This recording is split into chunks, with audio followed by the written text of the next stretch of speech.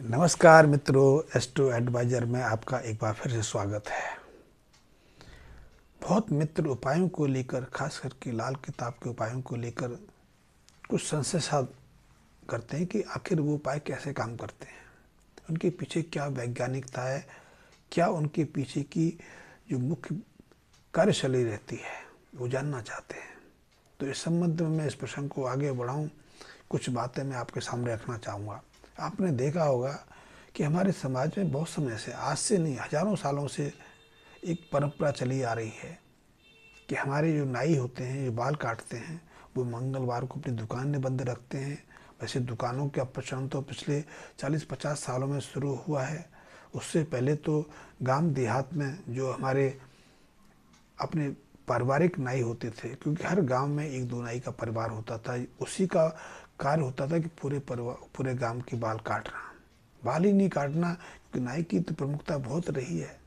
वैवाहिक कार्य से लेकर अंतिम संस्कार तक, बच्चे के जन्म से लेकर अंत्येष्टि तक उसकी प्रमुख भूमिका रही है। नाई रिश्ते स्थापित करते थे, लड़कियों के लिए वर चुन के लाते थे, लड़कों के लिए वधू का चुनाव करते थे। विवाह में उनकी उपस्थिति अनिवार्य होती थी, क्योंकि वही विवाह कराने वाले पंडित से ज़्यादा जानकारी रखते थे। परिवार के लोगों को जानकारी नहीं होती थी। नाई बच्चे की, चाहे वो लड़की हो या लड़का हो, उसको हल्दी लगाना या जितने भी कार्यक्रम होते थे उसमें प्रमुख भूमिका निभाते थे, इसलिए वो नेक के हकदार भी होते थे। फिर रसोई संभालने का कार्य वही उन्हीं का होता था।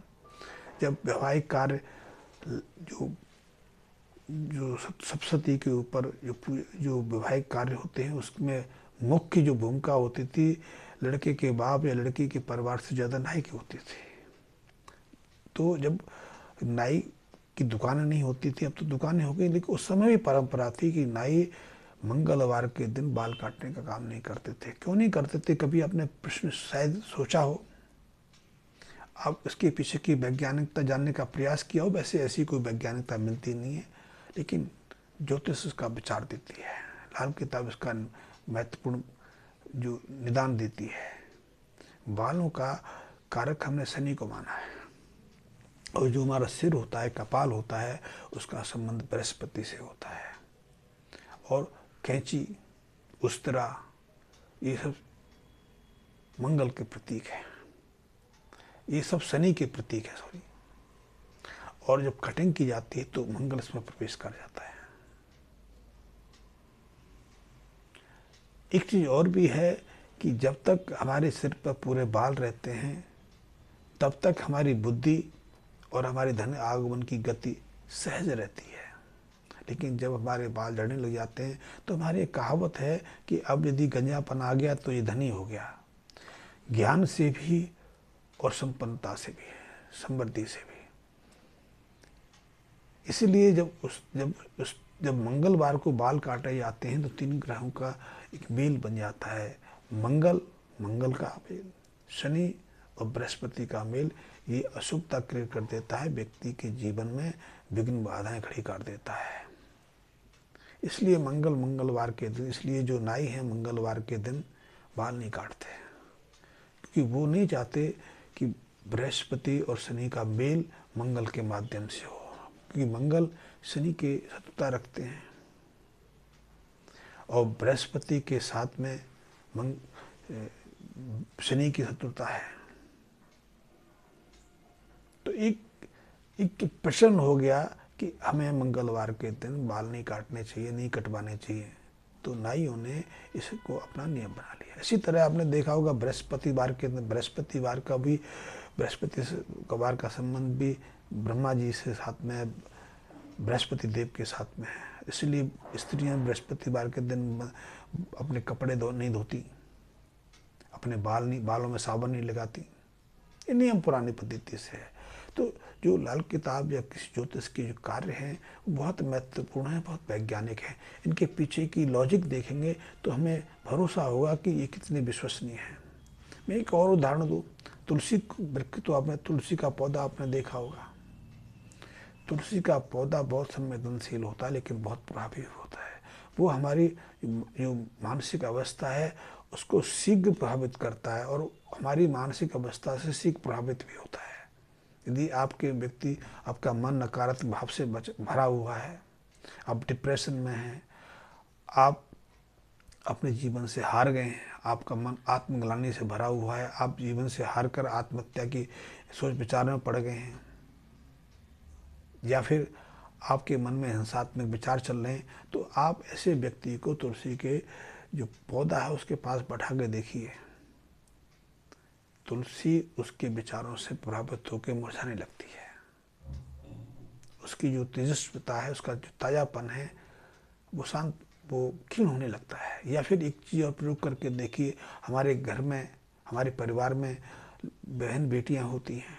बहन बेटियों को हर महीने मासिक धर्म का सामना करना पड़ता है, और ऐसी रजस्वला स्त्रियों को, बहन बेटियों को आप तुलसी में जल डालने के लिए, तुलसी की परिक्रमा करने के लिए, तुलसी के सामने घी का दीपक जलाने के लिए कह दीजिए।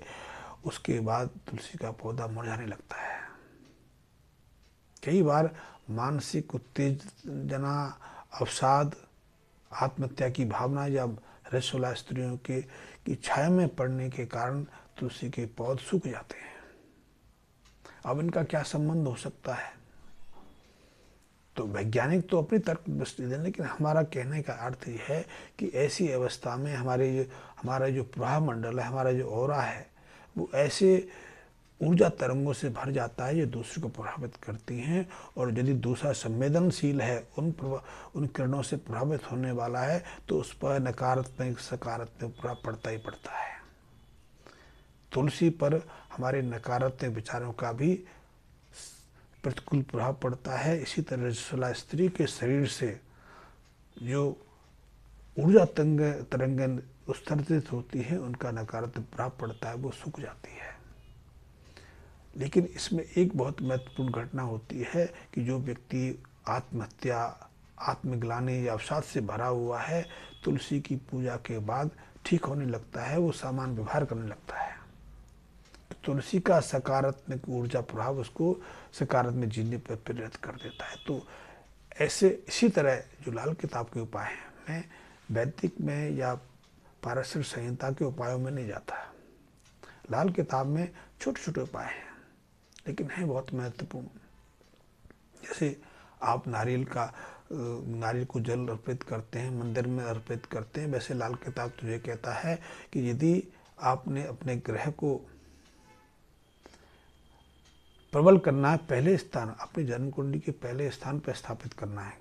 पहला स्थान लग्न भाव रहता है, इसका हमारी जन्म कुंडली में सबसे महत्व रहता है, क्योंकि वही हमारी प्रतिष्ठा, हमारी जीवनी शक्ति, हमारी धन संपदा, हमारी बौद्धिक क्षमता, हमारी कुंडली को आधा प्रभावित करता है। और इसलिए लग्न भाव के जो ग्रह हैं हमसे सीधे संबंधित रहते हैं। और यदि किसी ग्रह को अपने लग्न भाव में स्थापित करना है, तो उससे संबंधित वस्तु को अपने शरीर पर धारण करना चाहिए। जैसे आपने सूर्य को लग्न भाव में स्थापित करना है, तो सूर्य संबंधी या तो सोना या तांबे को अपने शरीर पर धारण करना है। मंगल को अपने लग्न भाव में स्थापित करना है, तो मंगल से संबंधित चांदी को धारण कर अपने शरीर पर पहना है। मंगल को स्थापित करना है, तो मंगल के संबंधी जो तामा है उसको अपने शरीर पर पहनना है। कड़ा पहनिए, अंगूठी पहनिए, छल्ला पहनिए, कुछ भी पहनिए। इसी तरह जो हमारे जन्म कुंडली के 12 भाव हैं, 12 भावों के लिए विशिष्ट स्थान सुनिश्चित किए गए हैं। उन स्थानों पर उपाय को संपन्न करने से वो ग्रह उस भाव में स्थापित हो जाते हैं। ये सिंपल सा लॉजिक लाल किताब का है। इसी तरह लाल किताब की वस्तुएं हैं। शनि के लिए अपने काली उड़द, सरसों का तेल, सरसों, लोहा, चमड़ा, ऐसी साधारण चीजें रखी हैं। इन चीज़ों को अपने पास संग्रहित करोगे तो शनि प्रबल हो जाएंगे। यदि शनि अशुभ है तो उसकी प्रबलता बढ़ जाती है, वो आपको नुकसान करेगी। यदि इन्हीं चीज़ों को आप अपने से अलग करते हैं तो शनि की जो अशुभता है वो आपसे दूर चली जाएगी। लेकिन कुछ अवस्थाओं में शुभ शनि को प्रबलता देने की आवश्यकता है, क्योंकि शनि यदि शुभ हैं और प्रबल बन जाए तो वो आपके जीवन में अटूट संपदा भर देते हैं। वो मकान दे देते हैं, जमीन दे देते हैं, संपत्ति दे देते हैं, उद्योग धंधा दे देते हैं, व्यापार स्थापित करते हैं, उद्योगपति बना देते हैं, बहुत कुछ कर देते हैं। लेकिन यही शनि यदि अशुभ प्रभाव में है और प्रबल होते जाएं तो आपका मकान भी आपके हाथ से चला जाता है, आपका जमा जमाया बिजनेस चौपट हो जाता है, आप अपमान का, आप तृष्णा का भाव बन जाते हैं। इसी तरह अन्य चीज़ों का भी है। दूसरी चीज़ कि किताब जो उपायों का अर्थ करना है, तरीका भी है, करना कैसे है। यदि आपने किसी चीज़ को जल प्रवाह करना है, मंदिर में चढ़ाना है, किसी को देना है, तो ऐसा नहीं कि तत्काल उसको दे दिया निकाल के। आप उस चीज़ को स्पर्श करिए, उसको अनुभव करिए, अपनी व्यथा को का चिंतन करिए, एकाग्र होइए। क्योंकि जब ऐसा भाव करते हैं तो आपकी जो अनुकूल, आपकी जो परेशानियां, कष्ट हैं, वो उस वस्तु में प्रभावित हो जाती है। जैसे कि आपने देखा नहीं कि कुत्ता हमारे स्पर्श की वस्त्रों के माध्यम से पहचान लेता है। यदि हमने वस्त्र को निरंतर पहना है तो उस वस्त्र में हमारे पसीने की दुर्गंध बस जाती है। इतना ही नहीं, हमारे शरीर से जो रश्मियाँ, जो ऊर्जा मंडल निश्रित होता है, वो भी हमारे वस्त्रों से साथ जुड़ जाता है। तो एक कुत्ता अपनी ग्रहण शक्ति के माध्यम से उसको पकड़ लेता है। इसी तरह जब हम किसी चीज़ को दान करने जा रहे हैं, किसी चीज़ को जल समर्पित करने जा रहे हैं, किसी वीरान स्थान पर दबाने जा रहे हैं, या मंदिर में या कहीं भी देने जा रहे हैं, उससे पहले जब उसका स्पर्श करते हैं और अपनी भावनाएं व्यक्त करते हैं तो उसके माध्यम से हमारी नकारात्मक भावनाएं, दुख, दर्द, कष्ट की जो अनुभूतियां हैं, उस पात्र के माध्यम से हमसे अलग चली जाती हैं। तो लाल किताब का बहुत महत्व है और इसलिए ये जो छोटे छोटे उपाय बहुत काम करते हैं। और छोटी चीज़ से ही तो जीवन बना है। हमारा शरीर छोटी छोटी कोश काम से बना है। हमारा स्वयं हमारी उत्पत्ति तो 1 मिलीमीटर के लाखवें हिस्से के बराबर हुई है। क्योंकि जो हमारे शुक्राणु होते हैं या जो अंडज होता है स्त्री का, उसका आकार कितना है, बहुत छोटा, और उनके मिलन से हमारे जीवन की शुरुआत होती है। और मिलन को पूरा नहीं है, क्योंकि अभी एक चीज़ और बता दूं कि कोशिका को हम 25% अंश को जान पाए हैं, और 75 अंश हम समझ नहीं पाए। कोई जो शरीर विज्ञानी हैं उनको समझ नहीं पाए, क्योंकि वो रिक्त स्थान है। सिर्फ 25% जो उसका सॉलिड भाग है उसी को हम जान पाए। उसी में न्यूक्लियस भी है, उसमें सारे जो अनुवांशिक संरचनाएं भी हैं, इंडोप्लाज्मा है, बहुत कुछ उसी में है। तो 75% को जान नहीं पाए। आप 100 में से 75 को अलग निकालें तो कितना छोटा अंश बचता है। तो छोटे से अंश में इतनी है कि हमारे 70-80 साल के व्यक्ति का निर्माण कर सके, और निर्माण नहीं करे हम अगली पीढ़ी को भी जन्म दे सकें। तो सूक्ष्म के बहुत प्रभाव रहते हैं। इसी तरह जो एस्ट्रोलॉजिकल उपाय हैं उनके बहुत गहरे प्रभाव होते हैं। वो जीवन बदलने की, हमारी मनोस्थिति बदलने की, क्योंकि मन से ही हमारा जीवन चलता है। हमारी मनोव्यथा, कष्ट से मन से अनुभव होता है। जैसे चलते चलते मैं और बता दूं, आप नई कार लेते हैं, खुशी होती है, पूरा परिवार खुशी मनाता है। आपने पहली बार कार लिए तो हफ्ता 10 दिन तक उसको नियमित रूप से साफ करते हैं। आप रात को 2 बार उठ के देख के भी आते हैं, उस पर हाथ फेरते हैं। आप 10 लोगों को बताने का प्रयास करते हैं, अपने परिचितों को अपनी खुशी में साझा करना चाहते हैं, लड्डू बांटते हैं। लेकिन यही कार 3 साल के बाद आपको चुभने लगती है, क्योंकि छोटी पड़ने लगती है, पुरानी बन जाती है। या यदि अनायास नई कार आप लें, उसका कुछ दुर्घटना हो जाए, कुछ उसमें कोई रगड़ लग जाए तो कष्ट होता है। लेकिन 5 साल के बाद, 6 साल के बाद जब कार आपको परेशानी देने लगती है, पुरानी हो जाती है, तो वही जो कार जिसने आपको खुशी दी थी, जिसके कारण आप अपने को गर्वान्वित अनुभव करते थे, वही दुख पहुंचाने लगती है। यदि ऐसे में कोई यार, मित्र, परिवार का सदस्य कहे कि क्या ये क्या पुरानी कार रखी हुई है, इसको कौन खरीद रखता है, ये तो पुरानी होगी, पुराना मॉडल हो गया, अब नहीं चाहिए। तो जो चीज़ खुशी देती थी वही दुख का कारण बन जाती है। तो उपायों का भी ये हाल है कि छोटे छोटे उपाय हमारे जीवन को बदलने की सामर्थ्य रखते हैं, और खुशी दुख हमारे मन का है, किसी वस्तु का नहीं है। जो चीज़ हमें सुख देती है वो एक दुख भी दे सकती है। ये हमारी मानसिक स्थिति पर निर्भर करता है। तो उपायों का बहुत महत्व है, और यदि हम उपाय करते हैं